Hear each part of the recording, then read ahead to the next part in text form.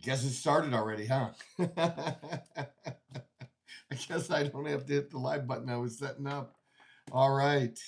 This is the Outlaw Apostle Podcast. I'm your host, Troy Neff. I'm the fucking guy. Let's go. Been a tough weekend for a lot of us. And I'm sure, like you've talked to a lot of people and just trying to share and make sense of what's going on, get other people's opinions. Not just online, I mean face to face. Online is so crazy, right? So I tried to engage with people face to face, and yeah, just really hard to make sense of. And I appreciate you checking in on this podcast. Today Leo's not with us, so I'm at the home studio. So if you do me a favor, go click that subscribe button, do something for me. I'd appreciate it. Much much love, much respect if you do that for me. So Dawn and I this weekend, Friday, we went out with friends. We had a great dinner, and Saturday, we did our normal Saturday working out and the things that we do. And Sunday, we had a tough decision to make. Sunday was a tough decision because we had to decide whether we were going to a Cardinals game or the Phoenix Mercury game because we're season ticket holders to both. This was the first home game for the Cardinals, and because it was a playoff game, we chose to go to the Mercury game, and they lost. So there may or may not be a third game, depending on if the Mercury can come back in game number 2. It's just a best of 3 of series. Is interesting to note that pretty much most of the NFL, except for 5 teams, honored Charlie Kirk with a moment of silence. That did not happen at the Phoenix Mercury game. And I will say this, it's not something I like, and I've only commented on it one other time. I've only seen one team, WNBA team this year, and I've seen them all because we went to 22 home games, all 22 home games for the Phoenix Mercury. That I only saw one team, and that was the Indiana Fever, actually stay on the court for the national anthem. They usually just take off before that's going to be done. It's a little disappointing. And I've looked closer this weekend at we were in the lounge area. We weren't at our seats yet. I looked around to just see how people acted during the national anthem. I was already standing, and I took off my hat. Occasionally, I might hold my hat and put it over my heart. I don't always put my hand over my heart. I remember always doing that for the Pledge of Allegiance, but the national anthem, I know some people do, some people don't. I don't think there's a right or wrong with that, but I'm respectful, and I'm always wearing a hat. And so I notice the people that don't stand. I notice the people that don't take off their hat. And I notice people that are just going about things like nothing is going on. And it just, I don't know, strikes me as a little disrespectful. People allowed to do whatever they want to do, right? But at least for me viewing it looks disrespectful. And I think it's disrespectful that, that the WNBA players do not participate in the national anthem. I don't think there's any more kneeling in the NFL. They've gotten past that. We still have messages in the end zone. A lot of people don't like that. We still have the Black national anthem when it comes to the Super Bowl. A lot of people don't like that. To me, there's nothing unifying about having or presenting 2 different national anthems. Hey, Max, how are you, man? Thanks for joining us, buddy.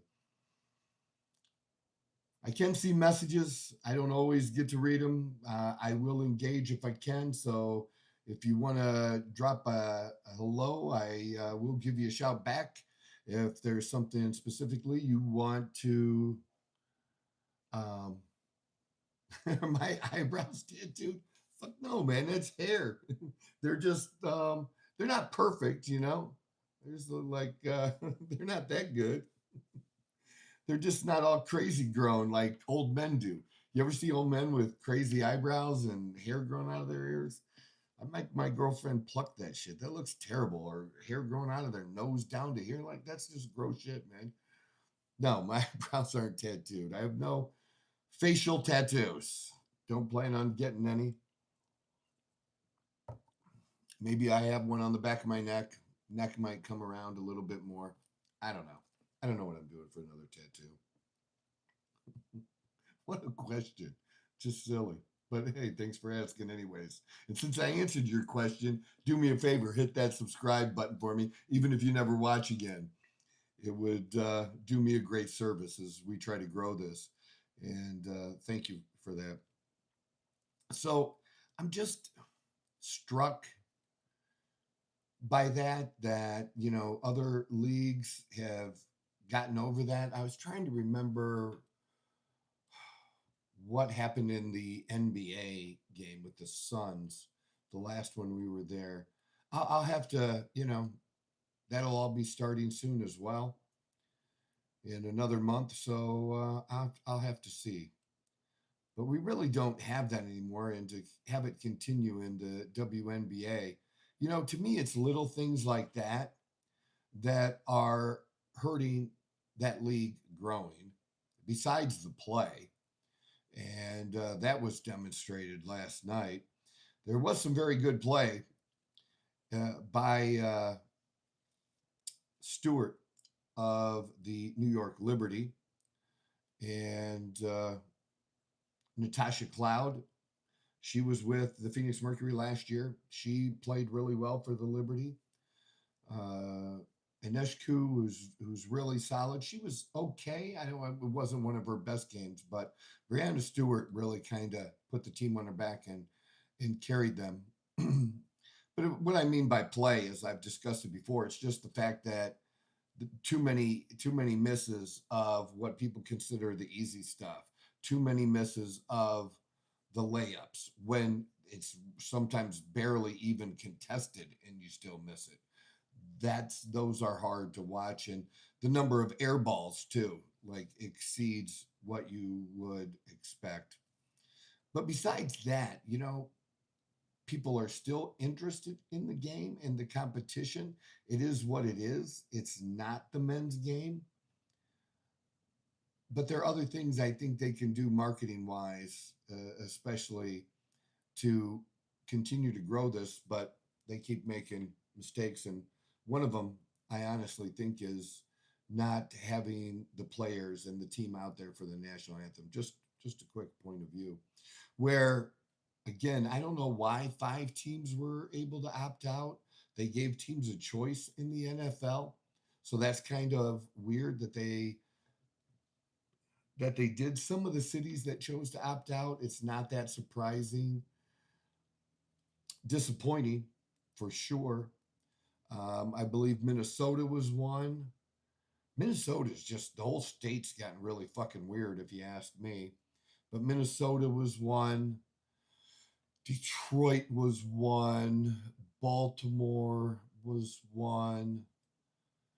Cincinnati was one. And that really surprised me because that's really a conservative area.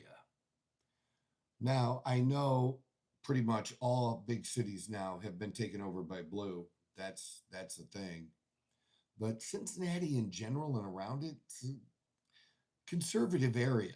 So really surprised to see that. And if you hadn't heard, there was a judge down there in the Cincinnati area who was also on the board for Joe Burrow's foundation, for his charitable foundation.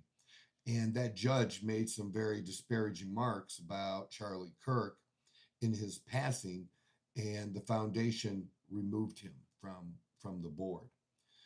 As far as being a judge, there's been a number of judges I've seen over the weekend say some things that you really wouldn't want a judge to say publicly, and then have them be the one sitting on the bench if you were on trial. I know I wouldn't, want that kind of thing. So, sometimes in life, and I don't think people, I've said this before, don't really learn this that well.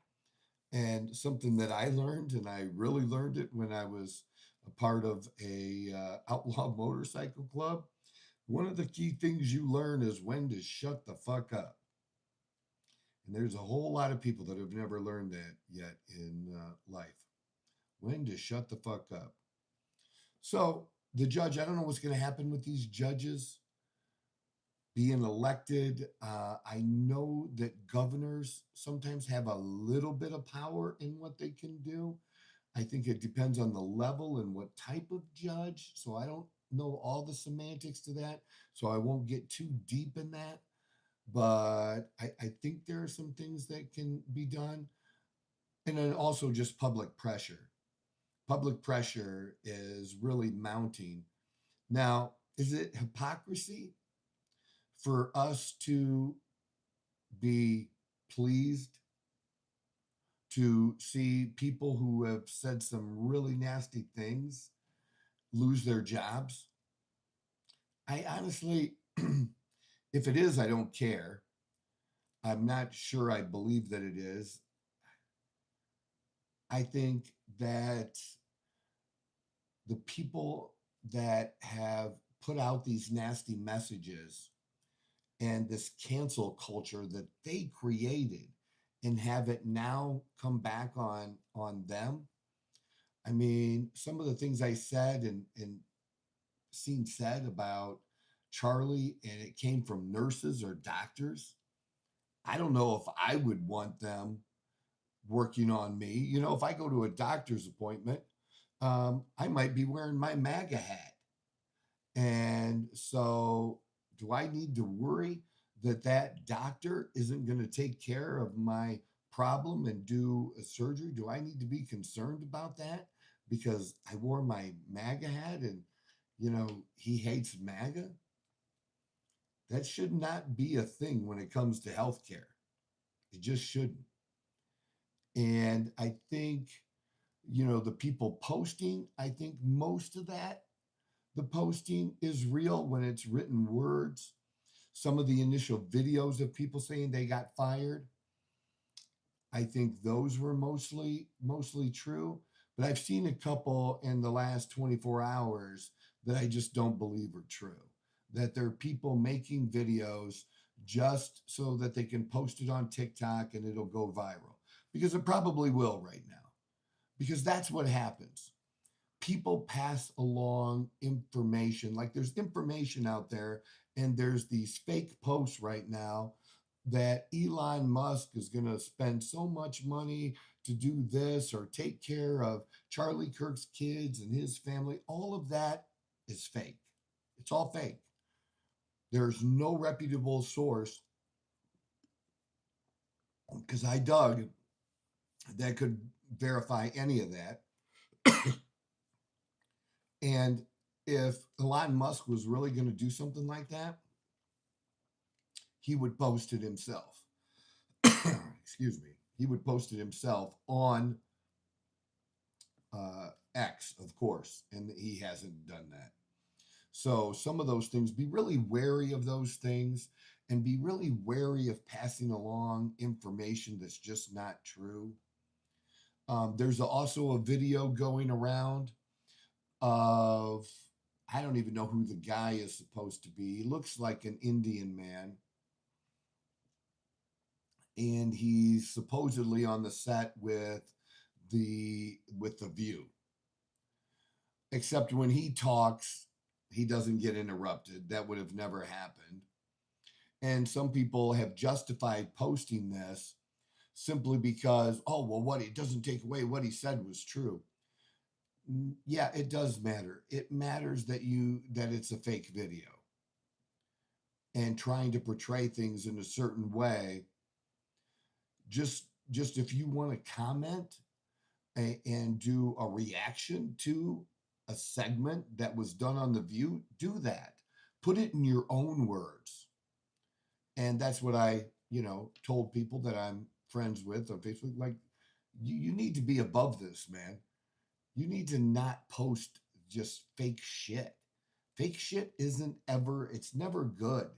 It's never, especially knowingly, or you posted and you didn't even take a moment to do a little checking to see if it was true. But it was pretty easy to identify and then verify that it was absolutely not true, that that dude did not appear on The View, and it was just all done by AI. But that's the kind of stuff we have to do now, because the world we live in, right? We have to be more aware, and we have to question more. And I don't think questioning more is going to be a bad thing. We probably should have been doing that a lot sooner. So question these things, especially if it's something that aligns with your beliefs, because you want it to be true so badly, um, and that it's just not. Now there are people doing very good things and doing supportive things. I'll make PBD as an example, the Patrick Bet David podcast. Anything on, when people are making Charlie Kirk shirts, I'm making some Charlie Kirk shirts, but I'm not really selling them. I'm having my shirt guy make them for me. So I'm not selling them. I'm not trying to profit off of it. I just wanted to do this and have some shirts to be able to wear.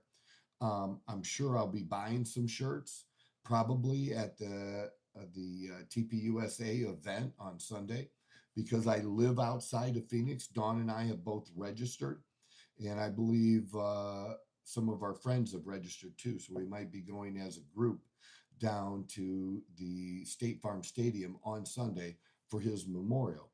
And obviously, I expect that they would have some merchandise for sale, and I would purchase some, knowing that that money is going to go towards the things to support TPUSA, which I absolutely do.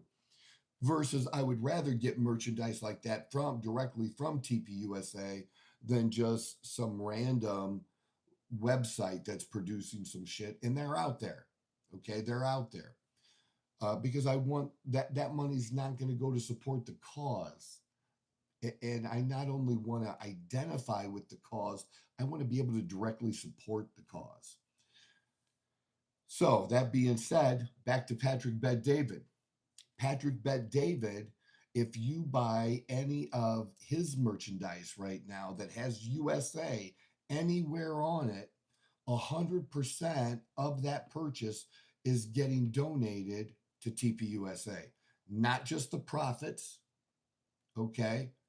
The whole amount is getting donated. So if you buy a $35 hat, the whole $35 is getting donated to TPUSA. So there's a good example where it's not TPUSA merchandise, but since TPUSA is going to be getting 100% of the proceeds, I think it would be excellent if somebody was looking for something, like that, to be able to make that purchase. That's a good purchase to make. Something I would do, and I might take a look after the show at some of those things. I don't have any of the Future Looks Bright merchandise in my collection yet, but I'm very supportive of Patrick Bet David and what he does and what he has going on. So would definitely be willing to support that, and especially if it's something I liked as well.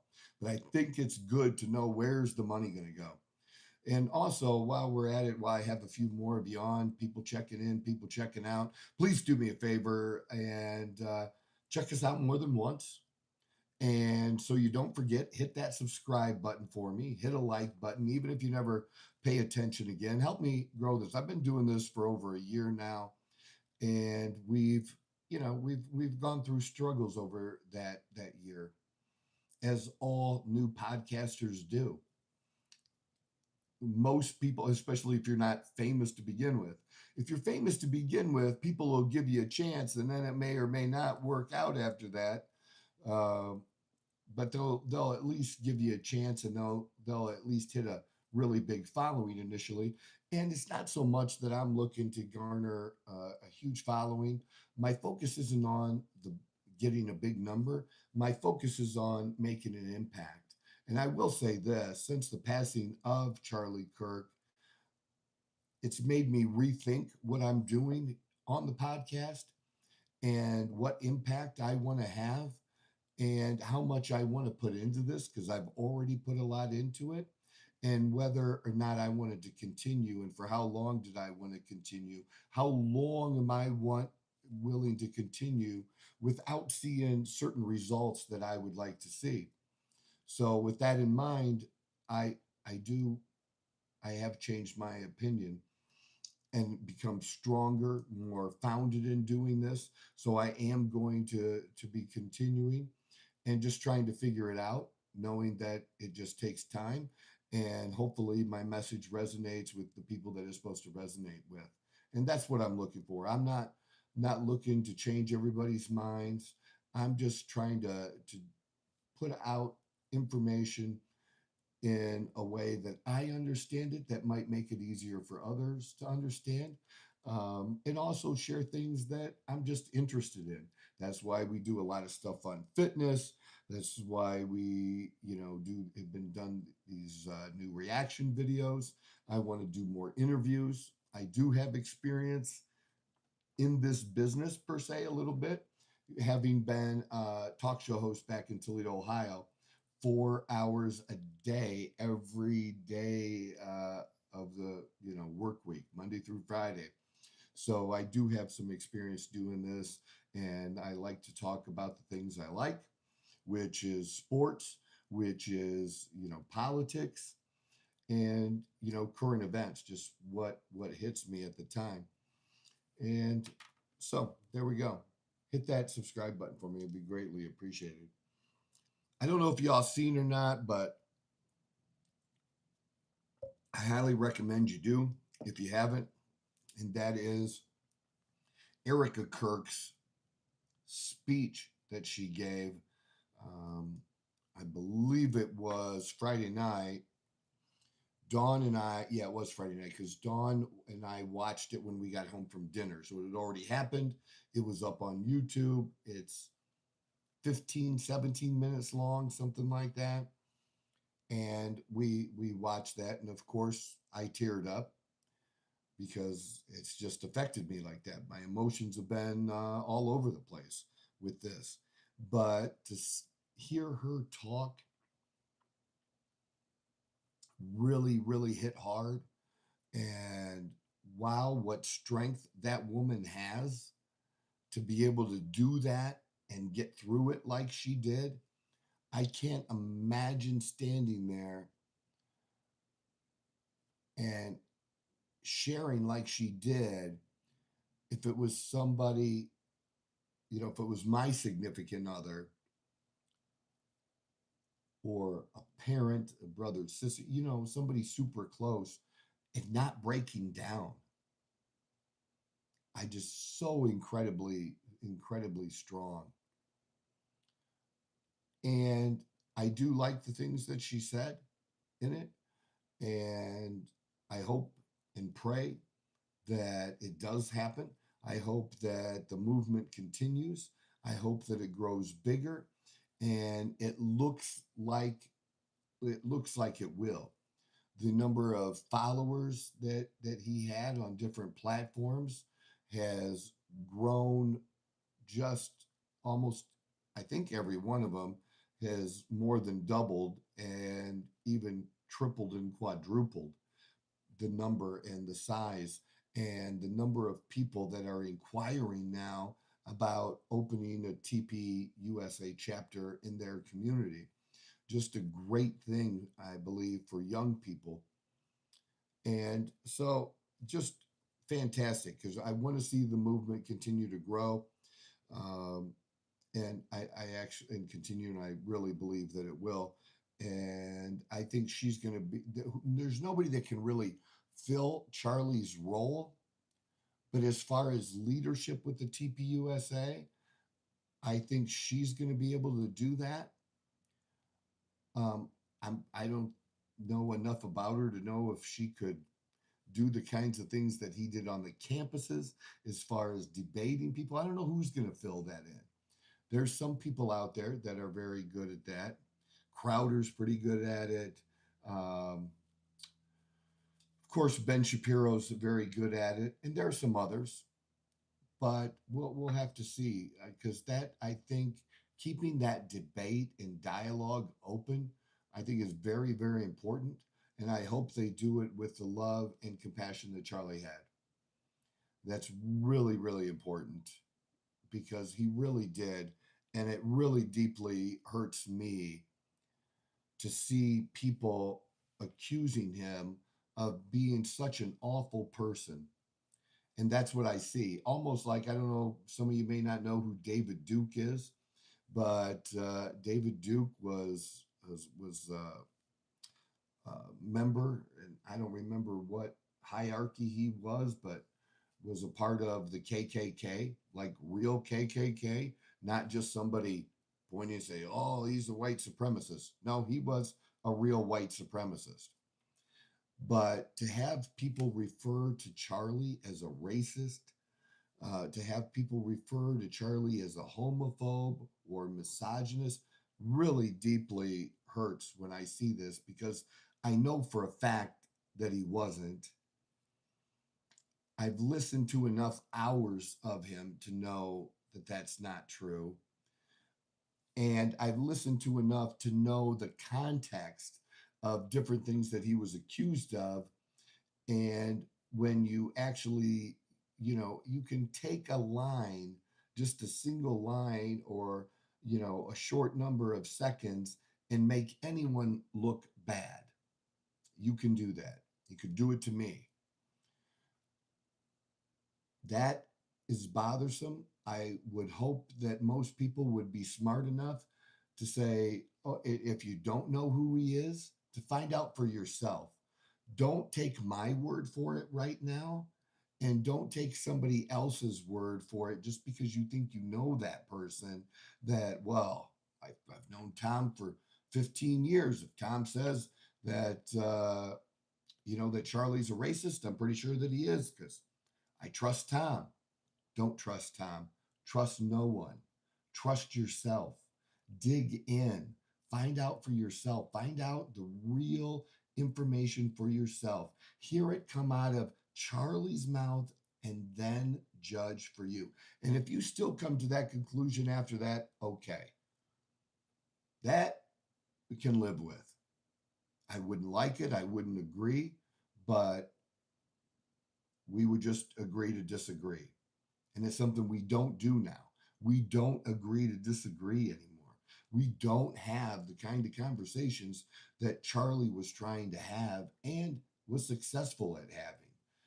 And with people who were, he talked to women who were pro-abortion.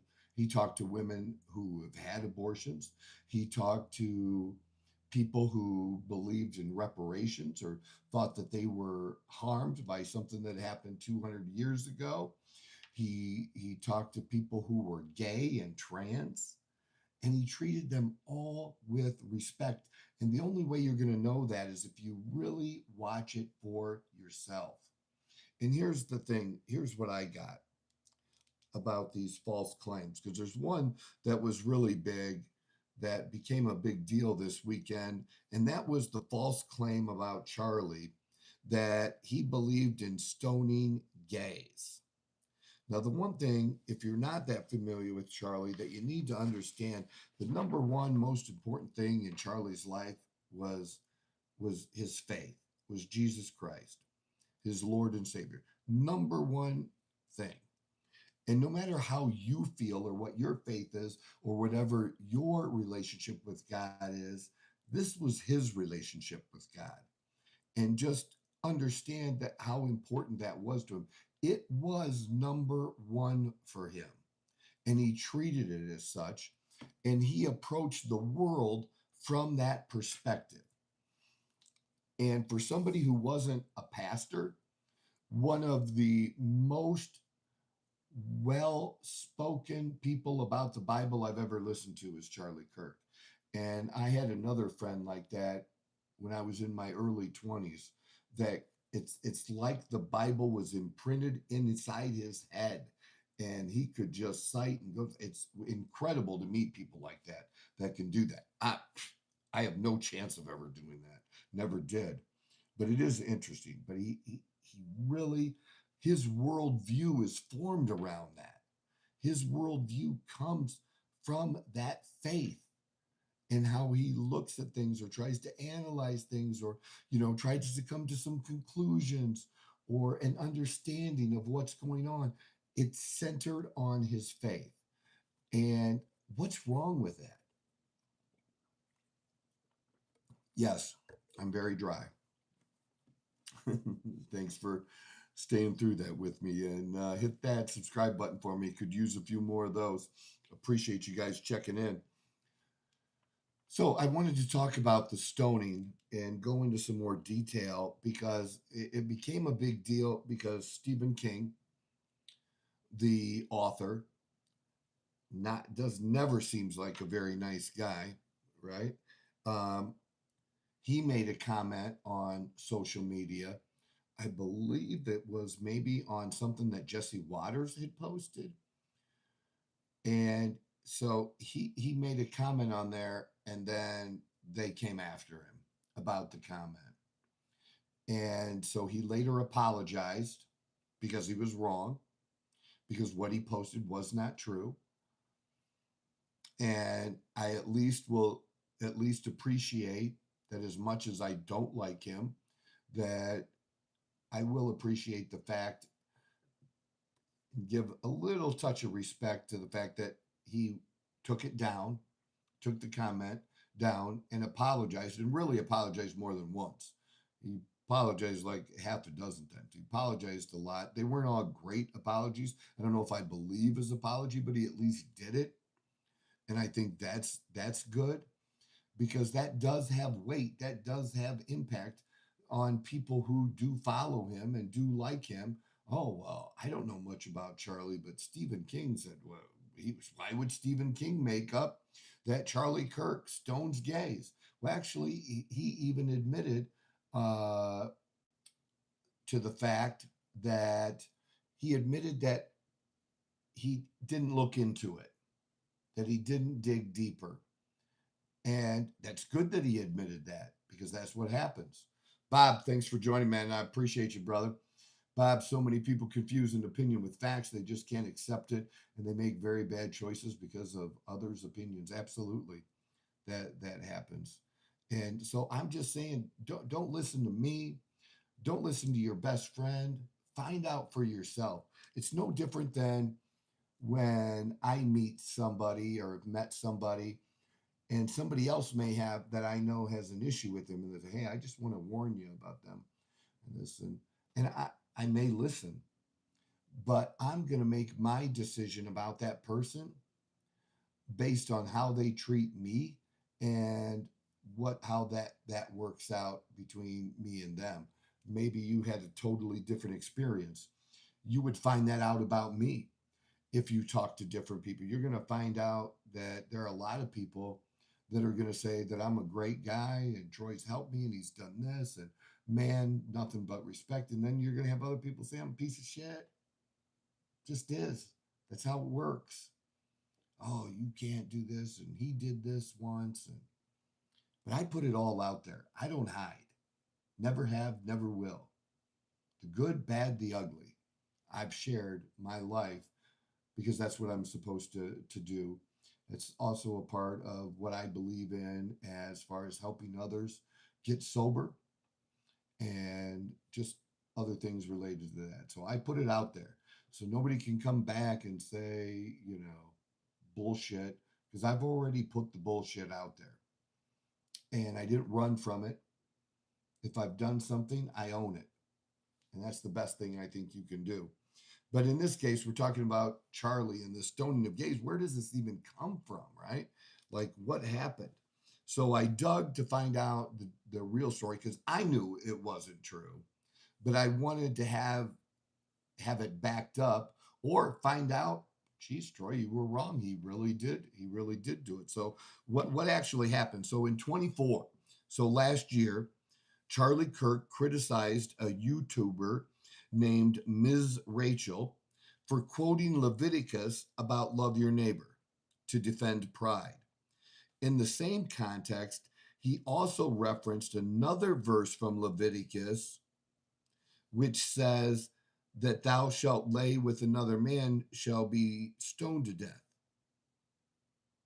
In that remark, he was pointing out what he saw as a tension or inconsistency in using Bible verses selectively, cherry picking Bible verses. And you know that that happens, that people do that. And that some people quote some verses like love your neighbor and then not others, like the passage in Leviticus, prescribing punishment when describing Christian literature. So he did not, when this happened and he's talking about it, call for the stoning of gays. He was just sharing the Bible verse that he was uh, referring to by this person. He referenced that, and then he referenced another in the same realm, but wasn't advocating that we do that. It says in the Bible, stone gays. He didn't believe that we should go around now and start stoning gays. That he's never said that. So how does that turn into a belief that he believed in stoning gays? So this is how that kind of thing happens, okay? So quotation of the Bible passage without immediate context. People just, again, short snippets without the context of everything that's surrounding it. And so because he quoted that verse, then some people interpreted that as him advocating that punishment, which he did not do. He was just quoting it to critique how other people use scripture and pick this one or that one to defend their particular belief. He's just giving an example. So, and then with social media, things move really quick, right? Especially on X, especially on YouTube, Twitter, Twitter's X, And so, and then when you have a big name, somebody like Stephen King repeat it, that adds fuel to the fire, because some people just like they see headlines, they don't see past the headline, and that happens too. So, and then you have pre-existing views that he has about the LGBTQ whatever community, that people think he's been critical towards them when it comes to same-sex marriage, transgender rights. So here's what I know that Charlie believed, like many people do that are Christian. I believe that marriage is between a man and a woman. Now, now that it is legal, do I want it repealed? Not really. I don't. I think it's been handled. I would have handled it differently. I had a solution that if two people wanted to be together, and especially for legal purposes, that there was another way to do it. And I think everybody should have been treated that way. And that's just simply when you get a marriage license, and once you sign and verify it, you are legally married at that moment in time. And then after that, you can go and have whatever kind of ceremony you want. All done. So I think there's a difference between, going to a church and consummating it. I just think it could have solved the problem really easily, because again, some people, I do know the part of the argument where you have a couple that's together and it was more difficult for them to say, handle their finances together, or if one got sick, to make decisions for that person. So I get all that. There were still ways to legally do it, uh, to be similar to marriage without the marriage, but I get it. And so to me, this would have just solved it. It would have kept the church out of this whole battle, and it would have just been addressed for tax purposes, really, right? And other legal purposes. And that's what I believe. But again, you have to understand Charlie's belief. He didn't hate people that were a part of a same-sex marriage. But if you asked him what he believed in and what the purpose of marriage was, he would absolutely tell you that. He would absolutely tell you between a man and a woman, and that, the creation of families, and that's not a crazy belief. That's what most people, a majority of people, have believed in this country for 250 years. And I believe that the majority of people still probably believe that. But that doesn't mean there's ill will towards people who choose that lifestyle. And that's fine. When it comes to transgender, it's really real simple. He was against, like I am, allowing kids to allowing young people to transition, whether it be through drugs or surgery under the age of 18, that it just shouldn't be a thing. That's not hate. That's, how about wait till your body forms, wait till your mind forms before you make such a huge decision. There's no way that an 11-year-old should be making that kind of decision, no matter how strongly somebody may think they feel about it. I'm sorry, there's more potential harm from allowing that transition, or at least allowing the surgery or the drugs under the age of 18. If a boy wants to act like a girl and dress up like a girl when he's 11, go ahead. But the physical harm that can be done from the drugs and the surgery should just not be done at that time. It just shouldn't. And I think it's okay to hold that belief. And I don't think that belief makes you a hater or a homophobe. I don't believe it makes me one. And I've said this over the course of the weekend, that Charlie was the best of us. That I think I'm a good person at heart. I know I can be an asshole. But if you think that Charlie is all these mean, nasty things, what does that make me? Because he's none of those things, and he is the best of us. He's done a better job of upholding that a very high standard than I have. He's way nicer than me. I'm going to be more likely to tell somebody to fuck off than Charlie is. I don't know if he would ever say it. I don't know. I don't think so. I know enough about that. But again, he's coming at this from that of being a Christian and his faith. And that, again, that can't be a bad thing, I don't think. So to just, he talked to people. He never had a problem talking to people. Never had a problem talking to people who were transgender. A misogynist, does it make us misogynist if we're a man and we are pro-life and we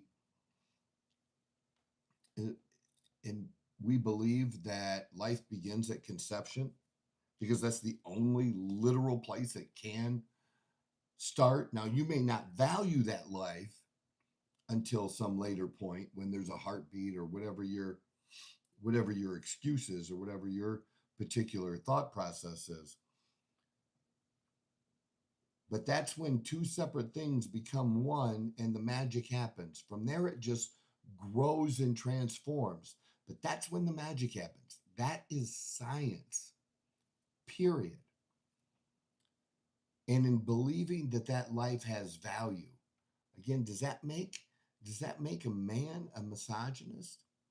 Does it make a man a misogynist that Charlie Kirk longed for a world where the middle class, because they used to be able to do this, where the middle class, somebody who was middle class, could make enough money to own a home, raise a family, and the wife could be a stay-at-home mom if she wanted to. He thought that was noble. That's not for everyone. And he didn't pretend like it was. He just thought it should be a choice. Wouldn't it be good if people were able to have that option again? Because what we have now and the things that he was talking about that need to be addressed in this country is that that's not a choice for most people anymore, because most middle class people, couples, both have to work, right? And he just wanted them to have the ability where they could live a decent life and that not be the case, where they could choose, one of the spouses could choose to stay home. That's all. I don't think that that's a terrible thing to hope or wish for, to that we could get back to a place where people would have that as an option, and not just people who are upper class, I guess. We'll go with that, with upper class. He wasn't against women who wanted to pursue a career. But again, we got to a place in this country where we started shaming women who didn't want to do that, where women who loved being a mom and wanted to be able to devote their time to being able to do that and raise a bunch of kids, that's okay. That should be okay. Why isn't the party of choice okay with that being a choice? And there are a number of answers related to that in the feminist movement, but we should be able to have those discussions without being called a misogynist, because he absolutely was not a misogynist. He just wasn't. We should be able to have conversations about race without always being called a racist. That's the first thing that they do to shut us down. Because who would listen to a racist?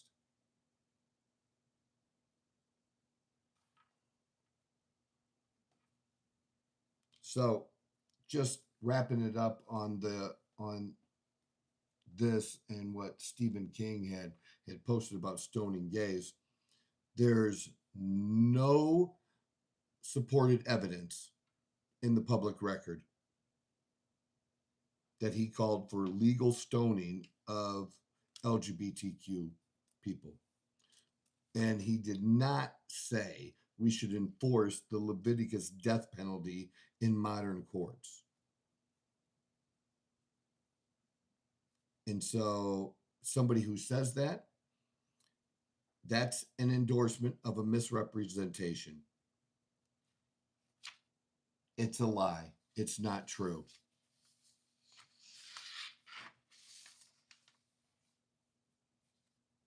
So there you go.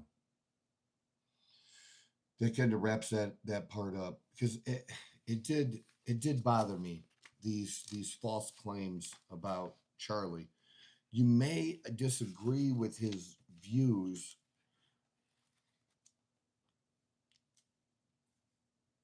but his views are not crazy or abnormal. They're these are mainstream views, or were in this country for a very, very long time. And I think Generation Z, right, which so identified with him, that they want that as a possibility as well. I believe Generation Z is the generation that's turning more back towards God and being spiritual and religion and trying to have some type of that kind of meaning in their life.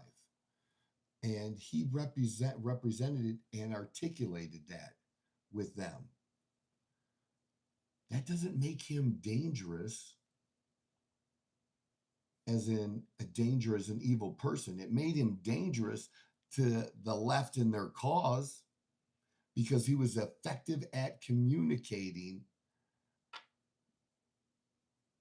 what he believed about, first, God, second, family, and third, this country which he loved. And this country that he loved so much was third on that list. And there's a whole lot of us that's our order of priority too. And we've allowed people to call us things over the last few years and get away with it for longer than we should. But it's definitely, and now with Trump and when Trump started, we're talking about 10 years. The last 10 years. It's really been amplified over the last 10 years. You get tired of defending yourself against being called a racist. There's just not a big group of white supremacists. It's just not a thing. There's no big white supremacist organization or people trying to organize in that kind of way. And I was wondering too, because I saw somebody that I had some respect for, but made a post, and so here's the thing. I was just wondering, because the things he said, because sometimes, like, really, right, white people will say, but I have all these black friends. How could I be a racist? And you're not allowed to use that as proof that you're not a racist.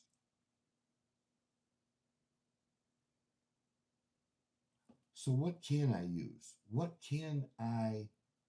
How does someone prove that they're not a racist? And can we not talk about DEI or racial issues without being called a racist? Does it make someone a racist to talk about what happened on that L train in North Carolina, where the crazy black guy, and he was mentally ill, said, got that white woman? I think trying to exclude that he said that in reporting, which many did, is absolutely terrible. Do I think it means because he said that all the bunch of black people now hate white people? Not at all. It's just part of the story. And race matters, it seems, when the left wants to point it out, which they do often. But if the right points it out, then it's automatically racist if they do. I got nothing but love for everyone. I do not have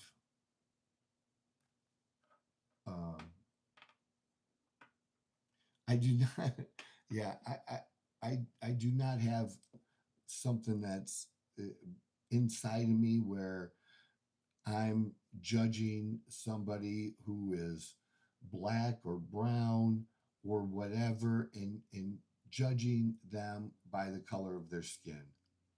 I judge people on who they are, all people, and their interaction with me. That's it. That's how I do it.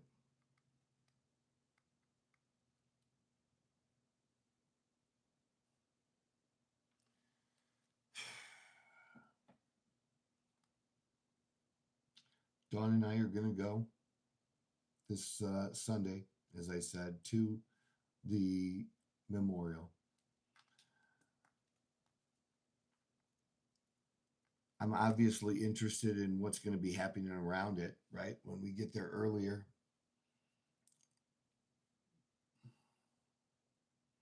If the role was reversed, let me throw this out there. If the roles were reversed and it was somebody that the left really believed in, and I don't really know who that would be to kind of compare it to, but if they felt the same way about somebody, you know what I wouldn't do? I wouldn't go through a vigil, walking, riding, on a scooter, whatever. I wouldn't go through a vigil for that person and be yelling, fuck whoever that vigil was for. I wouldn't be doing that. If there was a location where people were dropping things off for a memorial for that person, I wouldn't do that either. I don't know how good. I didn't even have the microphone over here. Hopefully it's picked it up pretty good. I don't know. We'll hear at the end whether I did a good job with this or not. I don't know what I was thinking. I just noticed that now, an hour into the show. I wouldn't do that.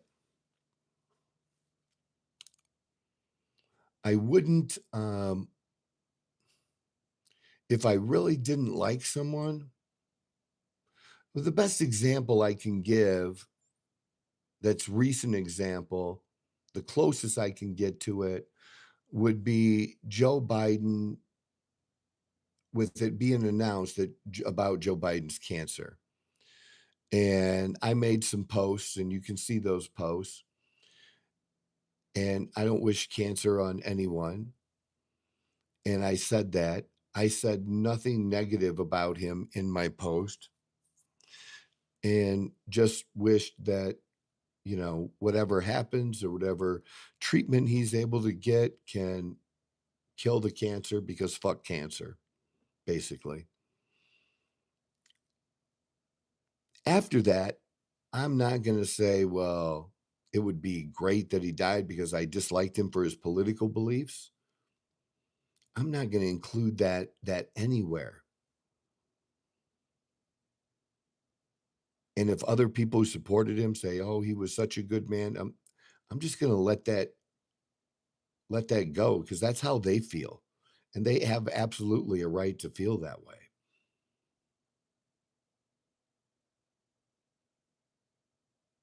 But I don't know, would they even have vigils? Because that's not what we've seen. They don't have vigils very often, as much as they have protests and the burning of buildings and the looting of stores. That's what we've seen. Those are facts that we've seen. There used to be a group. There was less than 10 of them. It was some Baptist organization that used to go and protest people's funerals, and it was all based on, they were homophobes and stuff, just nasty people. And so different motorcycle groups started, if there was going to be a funeral where this group was going to be attending, that they would show up and, you know, kind of offer a little bit of protection, right? I just can't imagine somebody protesting somebody else's funeral. I thought it was absolutely horrible what those people did. But I have no doubt there will be people that will be downtown protesting Charlie Kirk's memorial. Well, not downtown Phoenix, Glendale, near the stadium. Man, can't you just stay away? Can't you just stay away from us and let us handle our grief how we choose to see fit? I would never do this to the other side. Never.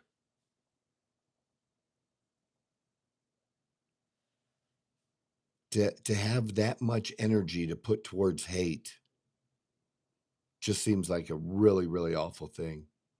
Really awful. Just can't imagine doing it. But I can imagine them doing it, and I'll be shocked if it doesn't happen when we're there. But people should be warned.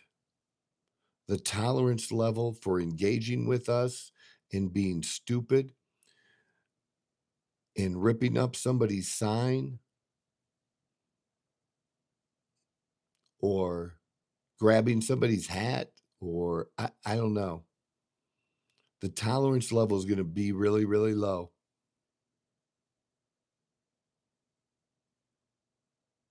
I can just know for me what I'll do. Don't fuck with me and you won't get fucked with. It's that simple. That's what I'm going to do. I'm just there to be around other like-minded people and support the continuation of what Charlie stood for. And what he stood for was not hate.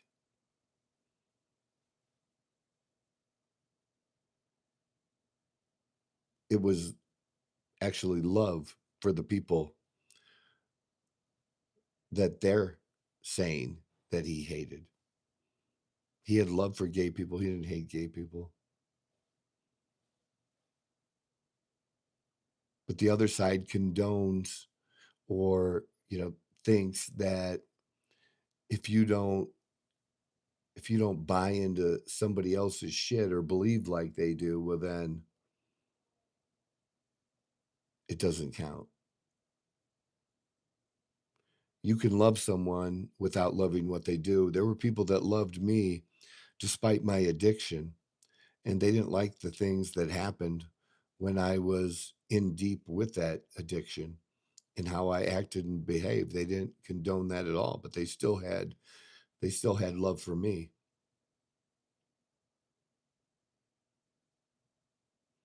Tommy, I 100% agree with you, man. People have no morals. And no matter who you are, you're absolutely right. You should never celebrate death. Mostly. And what I mean by that, and that's what makes this all so difficult, is it absolutely should have been okay to celebrate the death of Hitler. But Trump's not Hitler. Charlie wasn't Hitler. I'm not Hitler. And that's the problem with calling people that and using that kind of extreme language that they do. You need to knock that extreme language off. Just stick to calling people dumb or stupid, please. There's a lot less violence. I mean, who wouldn't want to end the life of the real Hitler? Who wouldn't? But pretty much nobody wants to end the life of somebody who's stupid or dumb. Would you say you're stupid? So stick to those kinds of things. Call them stupid, call us dumb, call us ignorant for our support of Trump. That's all good. We're not cult members and we're not Nazis and Trump's not Hitler. Stop with the extremism. We're not saying you can't criticize. Criticize. Say mean things, but there's a line, and you know where that line is. And as a society, we've crossed that line. We need to reestablish that line. Can legally somebody say it? Yep. Legally, you can call me Nazi. You have a first, we'll even say it's under your First Amendment, and I know what the First Amendment really stands for, but we'll say freedom of speech. You're free to say that. But we decide as a society as well what's okay and what's not okay. And we got to say again that calling people Hitler and Nazis and that they're a threat to the country, democracy, as we know, we those kinds of things are super, super extreme, and we need to knock that fucking shit off. It's my own thought. You think about it as well. Drop me your comments. Let me know what you've thought of this throughout the video. Much appreciate you guys. And Monday, Wednesday, Friday is when we are on, pretty much right around 9 o'clock Mountain Time here in Arizona. So you know what the time is. Join us. Share this. Really, really appreciate you. I do. We'll be, when I'm back on Wednesday, Leo will be back with us. We'll find out about Leo's trip to New York. And, you know, right now, this is what needs to be discussed. I would have liked to talk about football today. And I just talk about things that are interest of me, and sometimes football is, but not today, not for this. You have to watch Joel Klatt for that, or someone else. They do a good job. All right. Have a great week, people. Stick together, pray, love. This is the Outlaw Apostle Podcast. I'm your host, Troy Neff. I'm the fucking guy.